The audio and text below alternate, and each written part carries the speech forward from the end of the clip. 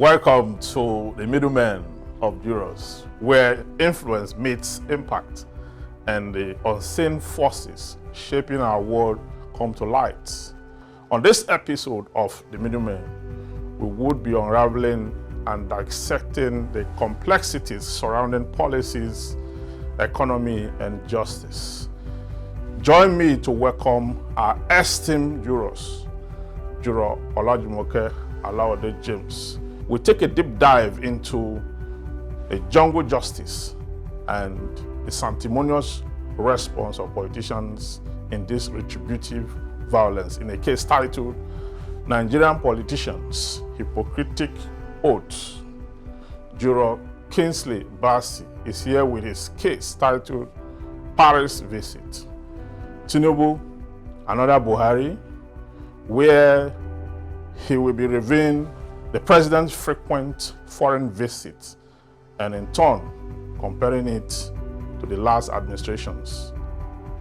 And I, Juror Evans Ufeli, will present a case titled Natasha Raises Dust in Kogi, where I will be condemning the ban of procession and assembly in Kogi State, where Senator Natasha Akpoti-Uduaghan flew over a governor's instruction banning procession. All these interesting cases and conversations when we return from this quick break. Don't go anywhere.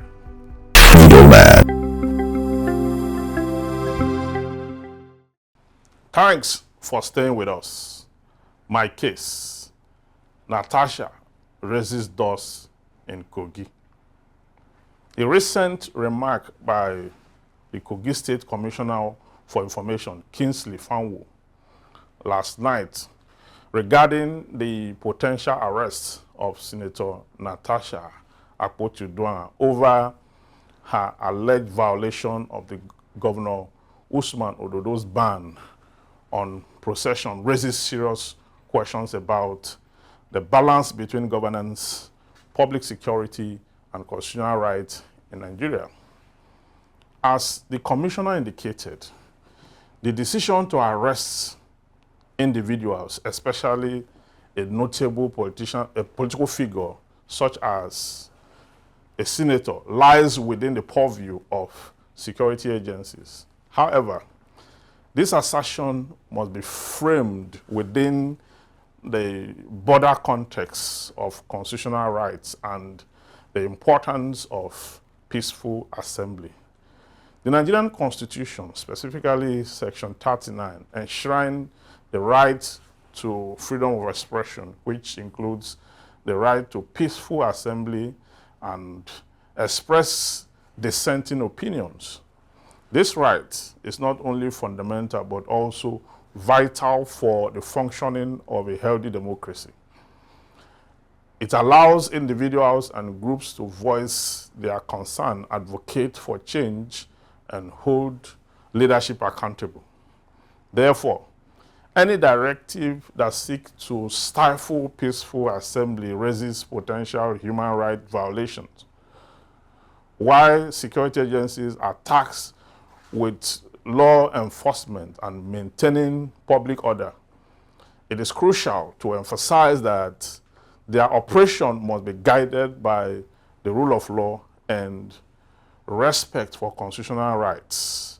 An arbitrary arrest or indiscriminate enforcement of governmental directive can lead to a chilling effect on civil liberties, where individuals may feel discouraged from exercising their rights out of fear of reprisal.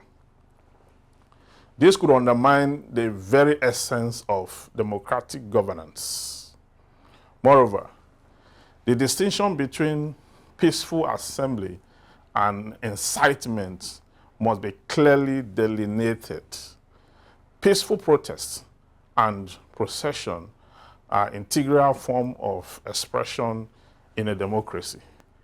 Labeling such action as incitement without substantial evidence or due judicial process could represent a misuse of power and an attempt to delegitimize valid political dissents. In the light of these considerations, it is imperative for security agencies to act judiciously and transparently in their assessment. Any claims of violation must be substantiated by clear evidence rather than politics or perceived threats to authority. Furthermore, the public must be assured that the actions of law enforcement are not only legally justified, but also uphold the constitutional rights guaranteed to every Nigerian citizen. My verdict: it is essential for the Kogi State government to foster an environment where citizens feel safe to express their opinions and assemble peacefully. Such a commitment will not only strengthen the rule of law, but also enhance public trust in government and its institutions. Only then can Nigeria claim to be a true democracy, where dialogue and peaceful assembly are encouraged rather than suppressed. I shall go to Rabbi again. 3 quick takes for me. Is Nigeria really operating a democracy? Because the fact that the president removed a democratically elected governor in Rivers State, Suspended. he removed him. Suspension or not, the governor is not on his seat. There's a military man in charge of Rivers State. 5 more months to go. It is illegal. Now, if that is still staying up to a few weeks after the illegality, why won't a governor, ably assisted, selected, or whatever by his predecessor, in fact, he said to his people that if he gives a command and Yaya Bello gives a contrary command, they should first listen to Yaya Bello. Why won't Ododo think that he is the Lord and Master of Kogi State? We saw how Yaya Bello continually harassed Natasha Akpoti-Uduaghan. Election, they will cut the road to her village. Day of election, they will come and patch it. Her people will come and patch it back. And they are from the same constituency. They say he is either his friend or himself that wants to take her position. Hence the illegal recall that INEC has now finally said is not recalling. It has been thrown out this afternoon. Number 2, you said it in your case about freedom of gathering. Kogi State is not at war. No pipeline is being blown up. So why will you, just because your political godfather or somebody or whoever it is that they are listening to, the puppet master, is saying we don't want this woman to gather, she's going home. You see, what they do not know, the more they attack her, the more fame she gets. They are making her more famous. If they allow Natasha to just do her thing, she will not be as famous as she, because she has to now gather a think tank the night before that her homecoming, that they say we must not go by convoy, and for security purposes you cannot go alone. They say we cannot, they stop fishing activities on the waters, we cannot pass Lokoja river. What will we do? Is to fly above them. And is a good think tank, because the state does not have power over airspace. Yes, no. That one is national. A state cannot close airspace. So you can close water, because perhaps even waterways, nature is in the exclusive list. Exclusive list. But you know, because it's land, you have what you can stop fishing activities to say nobody on this water today. Yes, so they now exploited the airwaves, and she got into her. My third point is this: that and I was going to mention it, and I quickly forgot. Kingsley, go. I will remember my third point. Well, just to support your point. I remember my third point. It's about senior prefect. Oh, okay. Saying that they are now going to report Natasha to security of The police. they are reporting her to whoever they are reporting. Governor Ododo and his aides say they are going to report her for what exactly? What has she violated? What has she done wrong? The gathering, was it peaceful? It was. Happy, lucky going people. 1 hour, the way she came, she raised dust again and was gone. What are they going to report her for? It's just that Nigerian democracy have broken down irretrievably. Otherwise, visiting your constituency is supposed to be the legal responsibility of a senator or a representative of the people. That's why. Wouldn't they say she's suspended? Yeah, that's why. No. Is it their business? She's suspended from plenary. She's suspended from. They cannot suspend her from being a senator. Hearing and all that. Yes. Once a senator is always a senator. Yes. Even after Senate has been dissolved, Yes. you are still called a You are senator. still a senator. Senator Bola Tinubu is called a senator today because He was senator he was in the house under the in 1993. under the For how military. long? Under the military. It's For still how called- long? yeah. So For how long? once a senator is always a senator. You understand? It's even a better deal than being a governor. Yes, You which is are why all called- our governors retire to the Senate. Yes. So, and the whole thing is that a governor's instruction is not law. Wisdom. All they needed to have done was to gather the State House of Assembly to make a law that don't come into air, don't come into, for which that law will challenge, because the State House of Assembly have no jurisdiction to make A law. a law on airspace Yes, management. because it's on exclusively. So you see that whichever way They knew they that would have the ban gone. it by itself was even illegal. And I'm not sure for- they saw they saw Yeah, that coming. and- The chopper thing, I'm not sure they saw. They Nobody didn't see saw that it coming. Nobody did. Nobody saw it coming. And like you And- said, kudos to our think Think tank. They really did a good job in doing going in that She has direction. a husband that can afford it too. Oh well. If he was another senator that is depending on the 15 million they get every month. And that's why he got the recognition, She had publicly, to thank right? him now. That's it. So my point is this: it's very convenient for the Kogi State government to first, if you look at that statement critically, they deliberately went the fishing route, right? Mentioned fishing first. Mentioned some other crises in our local government before they now go to Kogi Central and say, oh, they heard that some troublemakers would be coming.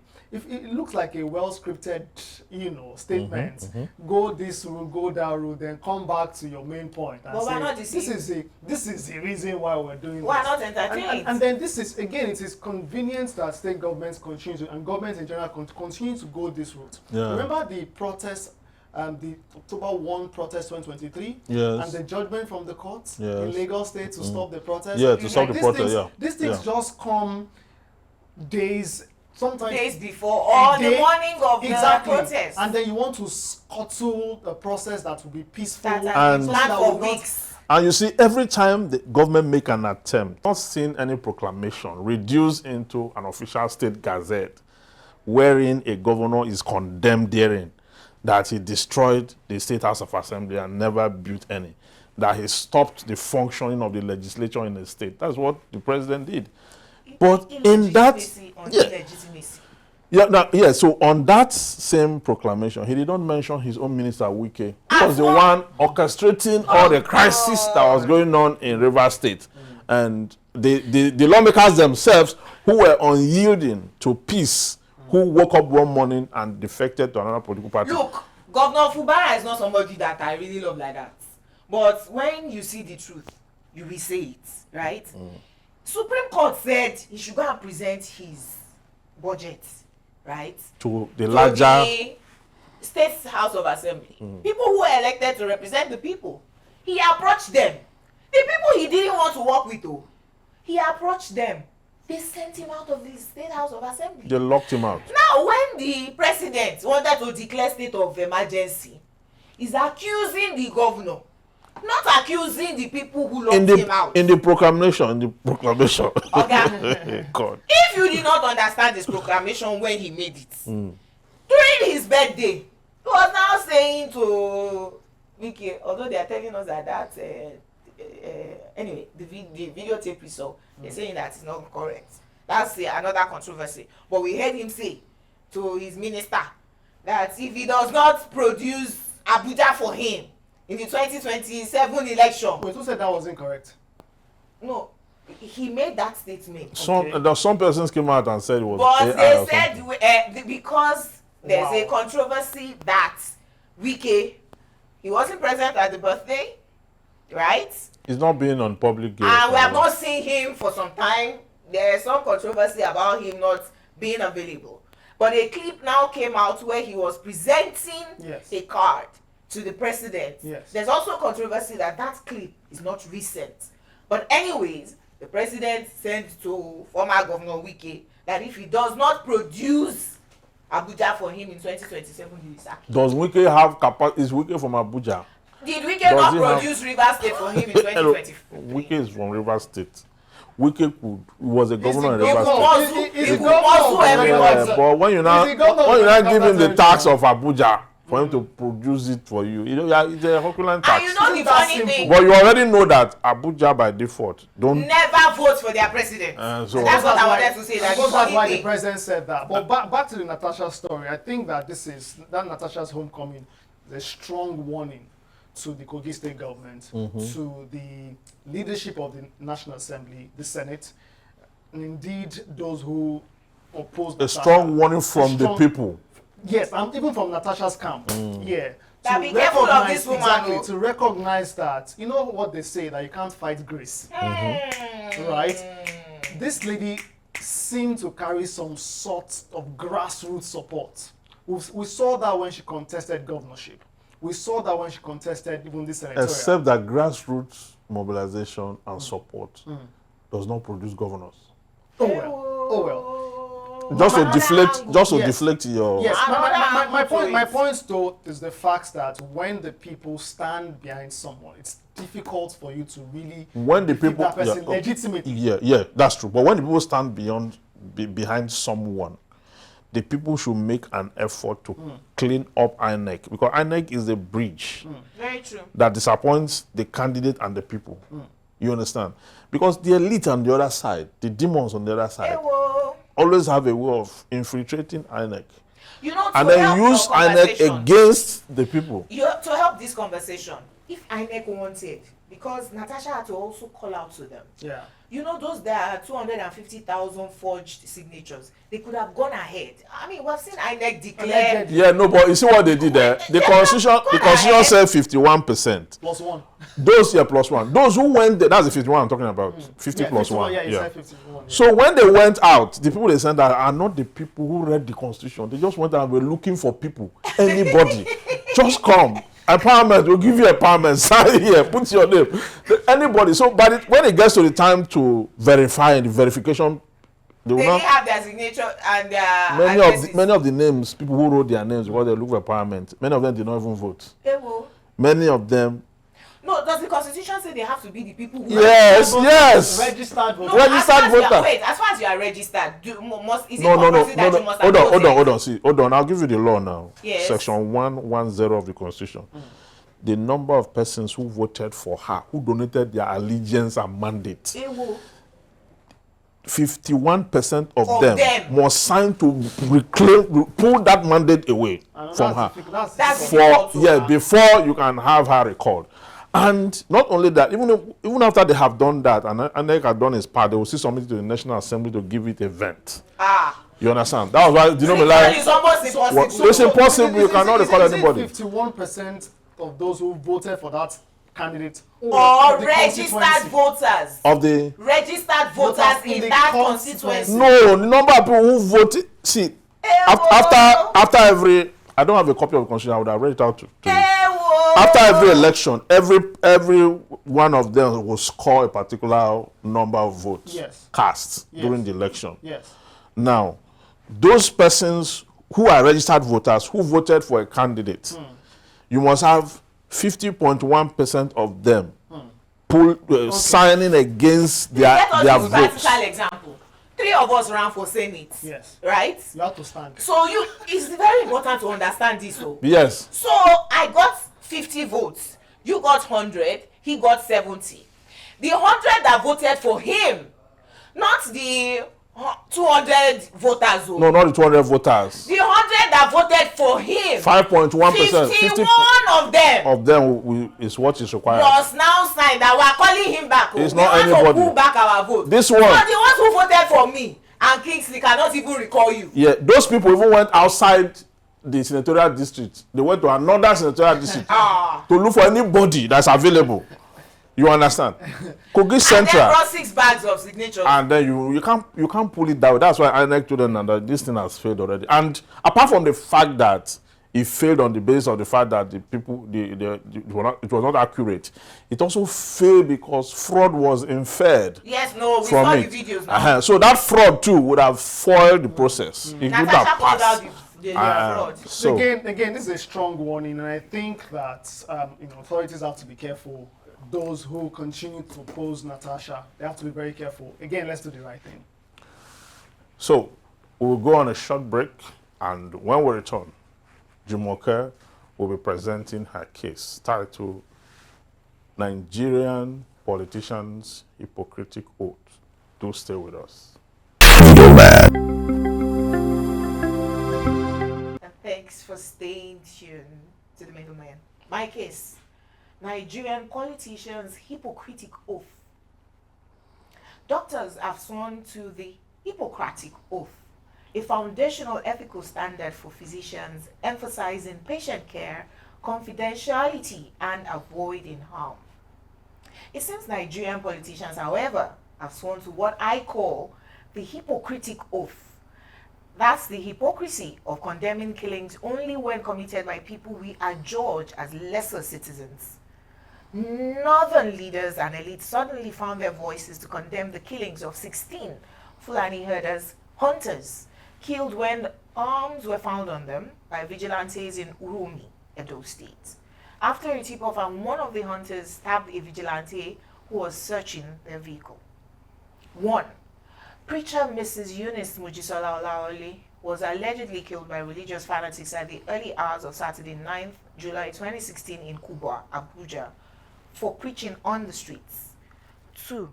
A pastor's wife, Bridget Aghaime, who sold kitchen utensils at Kano City's Kofa Wambai market, was killed June 2nd, 2016 after she asked a Muslim engaged in ablution, Alhaji Dauda, to remove his cleansing from her shop front. 3. On May 12, 2022, a female student, Deborah Samuel, was killed by a mob of fellow students at the Shehu Shagari College of Education in Sokoto after being accused of posting blasphemous statements on a WhatsApp group. We all condemn jungle justice, but in the 3 instances I just gave, the northern governors didn't go to the southern governors of these victims to commiserate with them. When a herder has a gun, he's a hunter. When a farmer defends himself against an armed attack, he's sentenced to death by hanging. A farmer, Bawa One, was arrested for poisoning his farm last week in Agatu local government area of Benue State, which led to the death of 13 cows. Yet, one herder and his 12 cows were killed by thunder in Kauro local government area in southern Kaduna last week also, and no one is blaming the gods. Northerners are threatening reprisals for the killings in Uromi. Arewa Consultative Forum is also giving ultimatum for the killers to be fished out.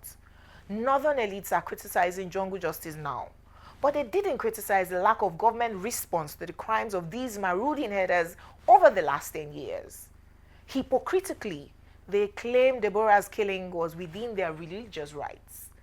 These voices didn't ask for justice during the Owo massacre in Ondo State in 2022. For weeks, there have been protests in Enugu, Edo, Bayelsa, Ondo against Fulani herders who attack people's farms, kill the men, rape the women, and then feed the farm produce to their cattle. These voices must have sworn to the Hippocratic Oath. Since President Buhari got into power in 2015, we have seen the onslaught of Fulani herders in the north, kidnapping, maiming, raping, and receiving ransoms. If a government official is not defending them, claiming they're just bandits looking for daily bread, an APC apologist will claim they're freedom fighters. These hypocritical elites from the north, who are mostly affected, don't criticize the herders or bandits for their crimes. It's when people take laws into their hands that they find their voices. What happened in Uromi, although condemnable, is the direct result of people losing trust in our security system. Terrorists who kill are pardoned and rehabilitated. Yet, we want people not to defend themselves against deadly attacks. Many years ago in Lagos, Armed robbers would write letters to landlords informing them they were coming, meaning, prepare for us. Have money at home. They would come, kill, rape and plunder. The police couldn't help. Citizens formed associations building gates and employing private security outfits to secure their communities. It's the same thing the community in Uromi did, forming vigilante groups to protect themselves because the Nigerian government has failed them. Isn't it the same thing that southwestern governments did with the formation of Amotekun? Now, Ondo State is under the siege of the headers again. Maybe because Governor Akeredolu, who pioneered Amotekun to protect his people, is dead. The current government of Ondo and Edo seem incapable of protecting their states. They look on helplessly, hence the people resort to self-help. Here's my verdict. In international law, if you want peace, you must be prepared for war. Not knowing what's in your arsenal, the enemy will trespass with caution. Hence, to prevent jungle justice in Nigeria, the Nigerian state must provide security and prevent armed attacks on its own citizens.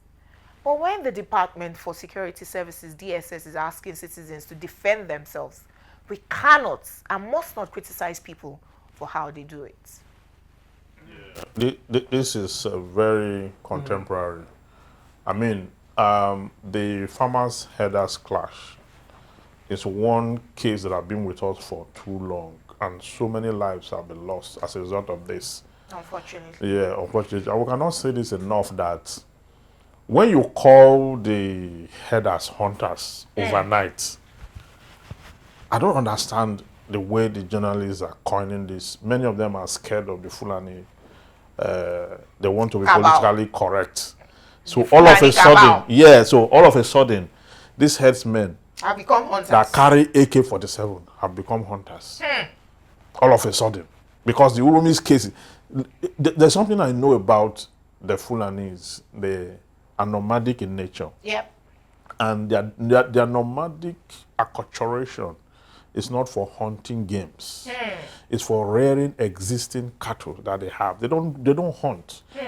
They are not given to hunting. So even if, assuming but not considering they were hunters, were they hunting from the north to the south? I mean, they will hunt it by the forest and sell it by the road. Please, people should stop saying hunters, that they were having the gun they had with them has to do with hunting and all that. These are Fulani headsmen who rear cattle, who have taken over not just Edo State, Delta State, the southeast. Enugu. They have taken occupants of a huge, expanse of land in the south. And there they are attacking villagers. We saw videos of them uprooting cassavas. Is this because of desertification in the north? Well, it has to do with climate change, really, because even the Lake Chad, we have problem with that. That is a different conversation. Yeah. Okay, but that is not a reason. Even if you have to come into another man's region to graze, you are not supposed to graze on people's farm. True. It's wrong. Now, a cassava plantation where you have, it takes so much to process. Yes, to grow it. You have to weed twice, sometimes 3 times. Jesus. Then you have to ensure that you protect it from antelope and the rest of the cattle. You keep it clean and all that. Then, when it's time to harvest them, you're not going to attack the villagers, kill the men, rape the women, displace the children, then harvest their cassava and feed it to your cattle. It's too much. It's too much. We're not saying that what they did in Uromi was right. I'm not saying that. I do not condone violence. But I'm saying that those who will leave their region, go to another man's region and take over the entire space. Like Okonkwo said in Things Fall Apart, that if a man leaves his house and come into my hut and defecate, what should I do to him? Referring to the white man, I will take a stick and break his head. Okay? So it's just a very difficult situation to have. The federal government must step into this matter. We have said it time and again that even these cattle, they are moving from one place to the other. Cattle by nature don't like going far distance. They are not horses. They are not donkeys. They are not camels. Camels can walk in the desert for days. Without water. Horse can do the same. Donkeys can do, jockey can do the same. All those ones are given to hardship. But for cattle, they are lazy, they are big, and they are heavy. so they don't have to go far. You breach them. Let's have this ranch. Ranch them. And let's do. I mean, this solution. Every time we talk about it, we just keep talking. The government's not listening. Nobody's listening. It's been months since this administration established a Ministry of Livestock. Yes. Yeah, well, we remember them today. This is the primary Over 1 year. constituency. This is their mandate, right? To ensure that one of the reasons why they justify the creation of this ministry is so that they can solve this problem. Yes, the animal. But we have this problem continuing, and it's And the ministry is in existence. yes. Collecting salaries. They just got life, to be fair to them. I think just months back, since it was established months last year, they just got life, so to say. Yeah, to start implementation some few months back, some 2-3 months back. But that said, what exactly are they doing? They've complained about funds and how much they would need. What's their strategy? Do they need fund to come with a strategy? Oh God. My point is that they need to get to work. We need and to see fix them this earn their situation. salaries. Yes, we cannot continue to have people cannot live in their homes and be leaving their homes because foreigners. Because of private business. Because of strangers foreigners. just come with guns. I have on good authority that in communities close to Uromi, these things have been consistent. Even in Delta states. They've been consistently killing, Which maiming, is why, and raping. which is why they formed the people. vigilantes to search the vehicles. Yeah. Right? And they had information that this particular, I won't name the name of the company, that the truck that was carrying them, Yes. that this company is carrying a truck of headers and they're armed. Now, I think people keep on forgetting that when they talk about the jungle justice part of it, that we have continually had onslaughts of headers, armed, maiming, killing and raping, right? We now hear that these people are coming and we come onto your truck to say we want to search, and one of you then attacks us and stabs me, right? And then you say, oh, I should come and arrest them in the face of being killed with all of this ammunition that they have, and then send them to the police, who will eventually forgive them and rehabilitate them so that they can come back and kill, maim again. It's really sad, and I think we need to go beyond statements, making statements. The presidency is quick to release statements, and the president will give. When you say Nigeria is afraid of the Fulani cabal. Yeah, when you say you have condemned The killing, I don't understand what that means. That they are looking for the killers. So I think they found 14 of them. when you now condemn the act, what next? You don't do anything. You don't get now. Okay, they are now finding the killers because it is now the Fulanis. Southerners that killed. Since How about the the Northerners? Yes, in They Agatu, didn't find the killers. in there. Agatu, for example, there's a lady that came out on the internet to talk about the fact that her village is lost because when they couldn't bury her mother when the mother died I saw because that video. her village is no longer in existence because it has been overrun by herdsmen, and their cohorts. And when you have such kind of story, you ask yourself, how many persons of the Fulani extraction have been arrested as a result of this Agatu The case? ones that are arrested and rehabilitated. Where are they? This is really Terrorists. sad. Yeah, so And conventional media, like traditional media, pardon me, it's a conversation. I'm constantly on the radio, and it's a conversation that it's so sensitive. Was said to be so sensitive. You don't go there, right? You don't want to be found having that conversation. And I think that we said this between 2015 and 2023 during the Buhari administration, and it's just we continue. I think we're just going in circles. Buhari's It's administration emboldened them Very true. because when he came in, every call made at him to check his kinsmen went to the He rock. was unaware. Went to the rock. He was unaware. He was unaware. So when Buhari Tinubu came in and said he was going to continue from where Buhari stopped. He was going to be unaware also. Yeah. So these people decided to entrench in like manner the same thing they did under the previous administration. It's sad. And now the people like Unuromi are saying no, that We're not taking it. Yeah, they're not going to take it. DSS chief has told us to defend ourselves. By the way, You see that statement? You see that statement that the That the DSS? police and army cannot defend us. Yeah, that you see that statement he made. I believe he made out of frustration. The man is fed up too. And you see, when my senator representing me in the federal house, suggested, that's Ned Nwoko, suggested that Nigerians should be armed.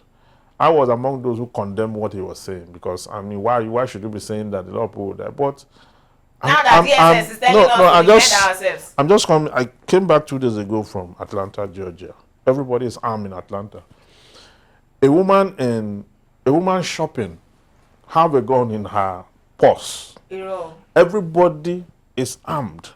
You understand? When it was first introduced in the US, a lot of people died because people were misusing and abusing it.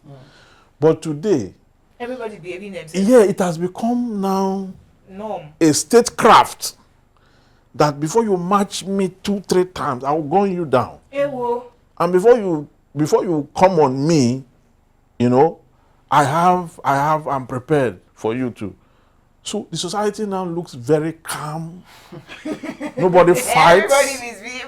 Nobody fights. People go about their duty. Some people don't even carry their guns again. So international law is right. Yeah, some people don't even know where their arms are again. International law is right. In a way.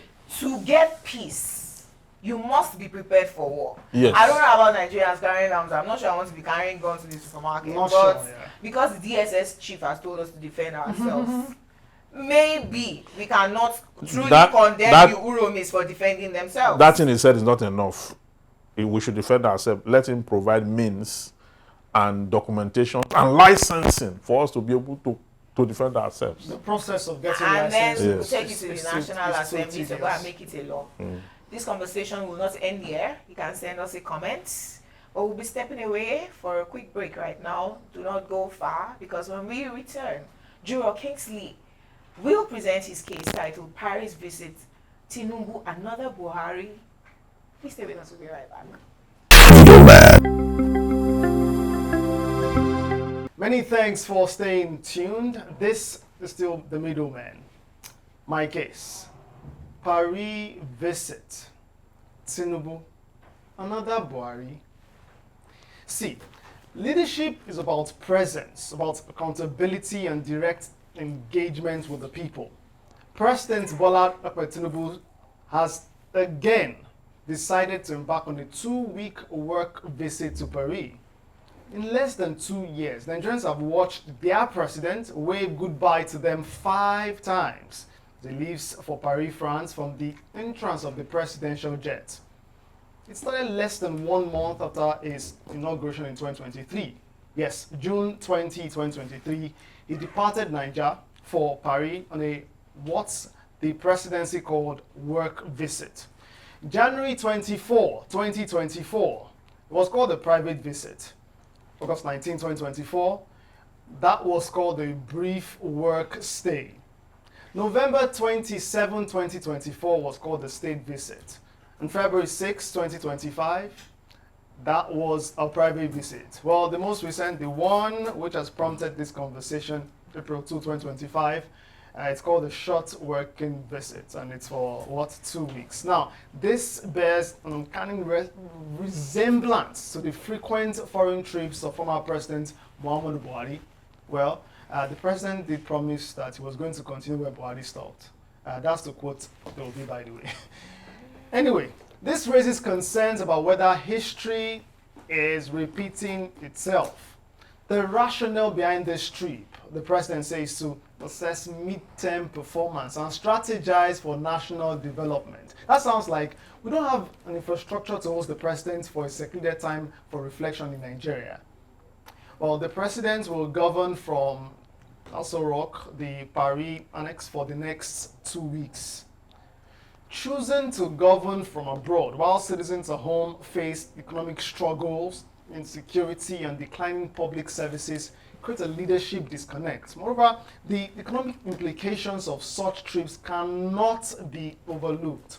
At a time when Nigerians are experiencing the harsh realities of inflation, high fuel prices, as well as unemployment.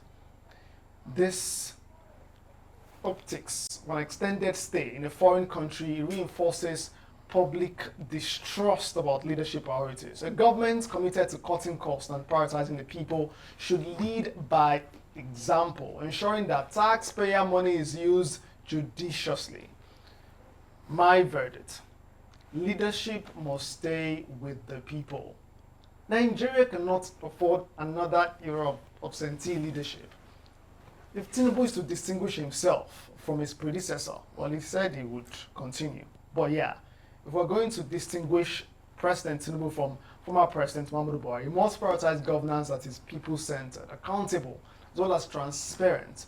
Leaders must be present, not just in decision-making, but in experiencing the realities of their people. Strategic planning should happen in Nigeria, where the challenges are experienced and they are real.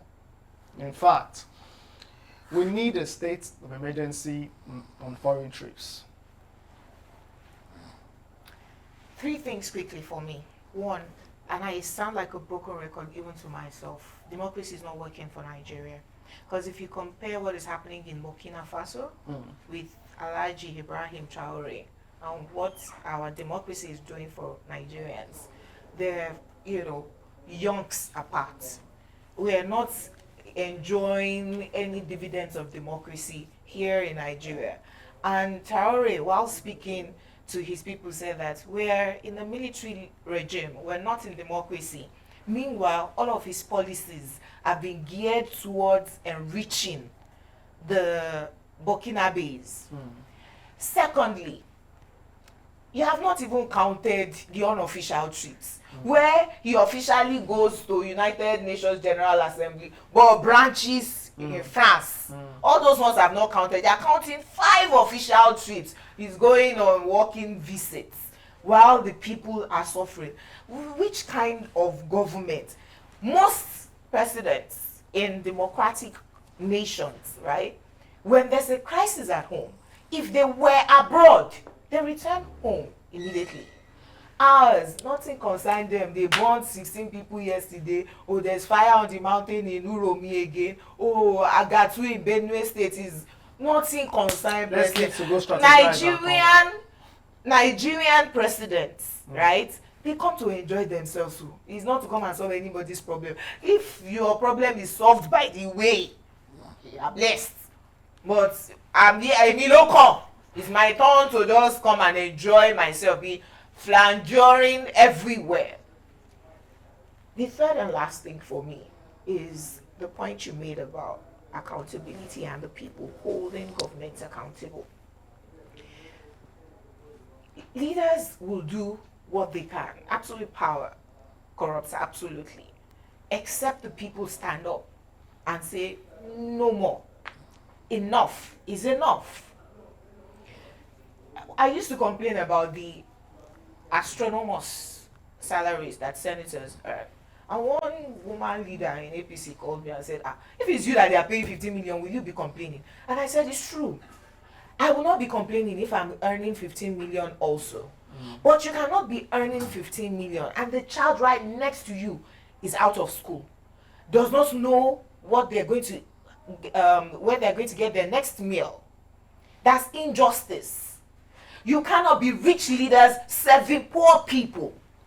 None of our politicians who come into government come as poor people, right? If they were poor before, they would have godfathers.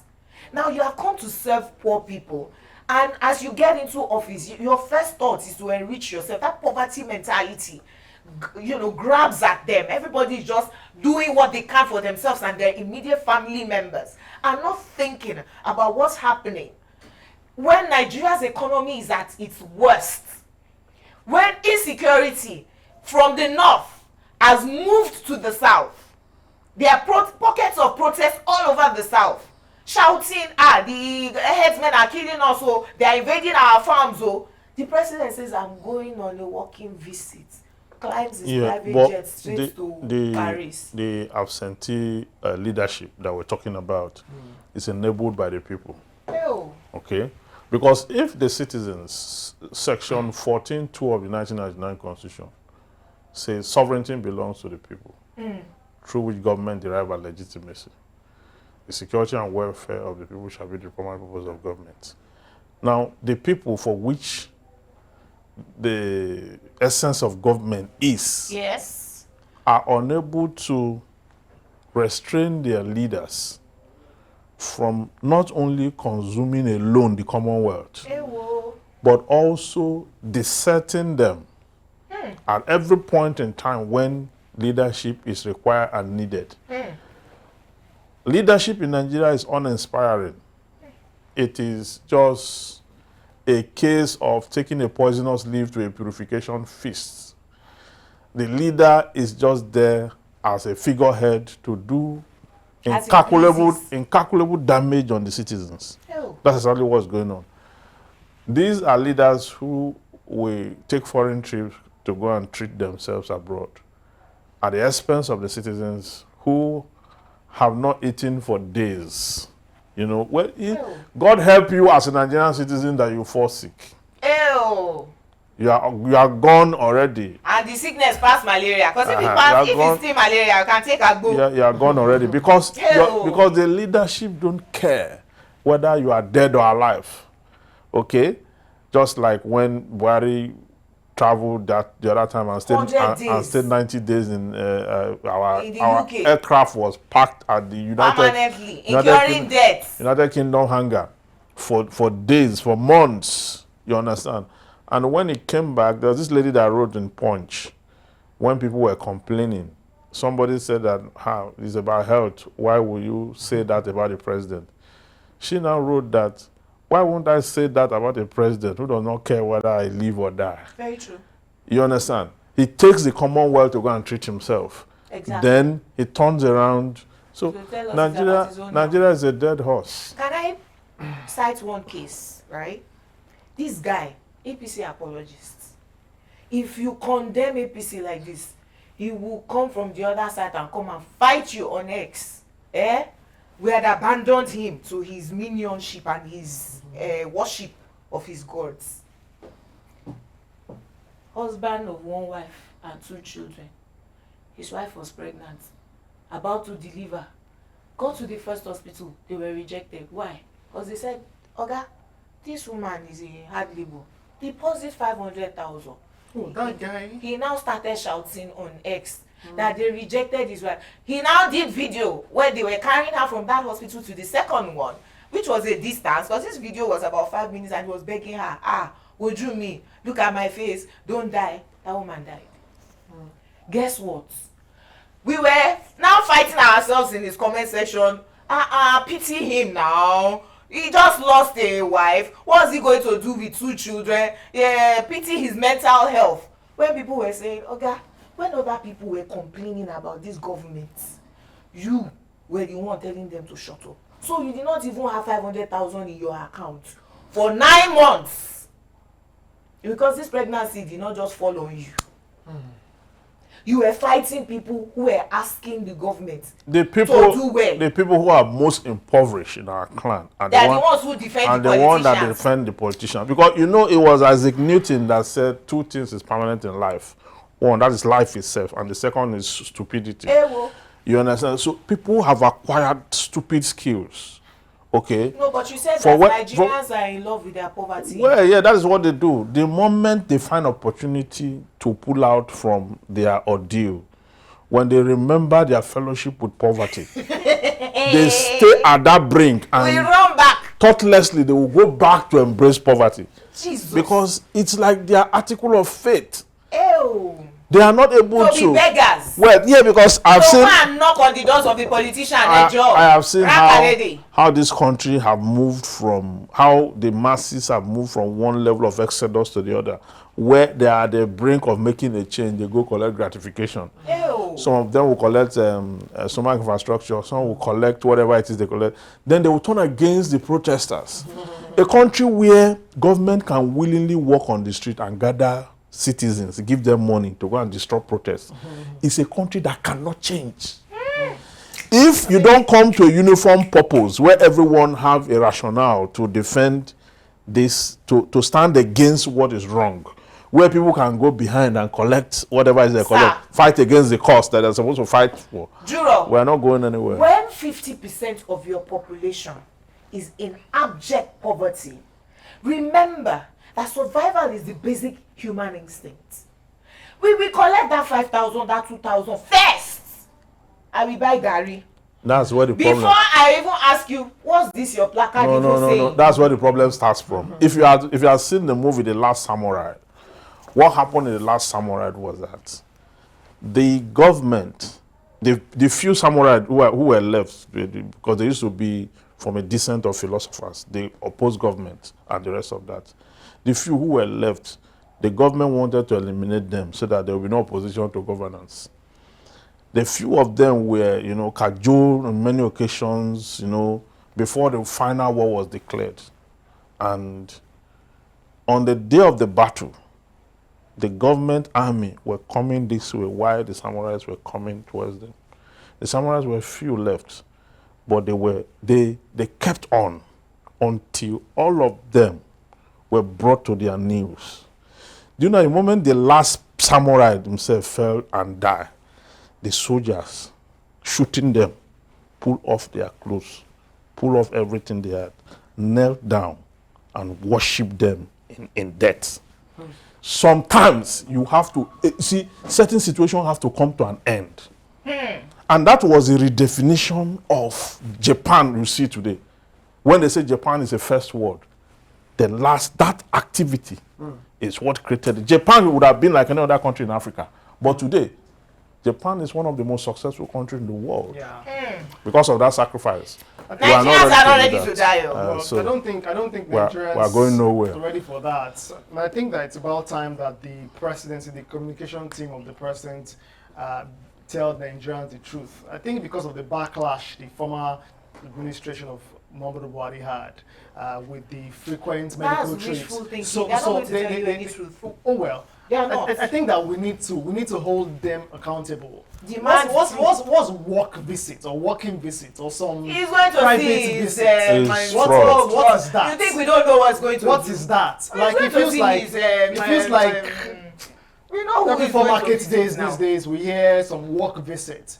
I think You know, we because need to hold them because accountable. because if let's know the truth. his handlers tell you that he's going for medical checkup, We will go up in flames and ask about Nigeria. everybody will start to say that the president is not in good health. That's why he's not managing the economy well. The scandals will continue, escalate, and all No of that. matter what they say, we will question him So going out. yeah, so they are shading it. We all know that. You see, just like you will not find a Nigerian politician that have a certificate, Yeah, well. you will not find a Nigerian politician that is healthy. I'm telling you. All right. Every time they are stranded, you see that they don't have certificates or they don't have health Peter Obi has or they have forged something. We saw You Peter Obi's understand? certificate. Peter Obi is in the minority. That's what I'm saying. How many of them will you say that? So well. that's, Hopefully, you Nigerians, we Nigerians can do better, hold government to account. And yes, maybe, I'm not sure who, would declare this state of emergency on foreign trips. That's a wrap on this edition of The Middleman. The conversation does not stop here. Well, we'd love to hear from you. Do follow across social media platforms at Enterprise TV 7. Like, share, and engage more content. Do well to visit www.enterprisetvnews.com. Until next time, make sure to continue to comment. We'll be watching, we'll be following, and of course responding. Stay informed and engaged, and most importantly, do stay safe. From esteemed jurors, thank you very much. Right. We'll say My pleasure. bye for now. Bye.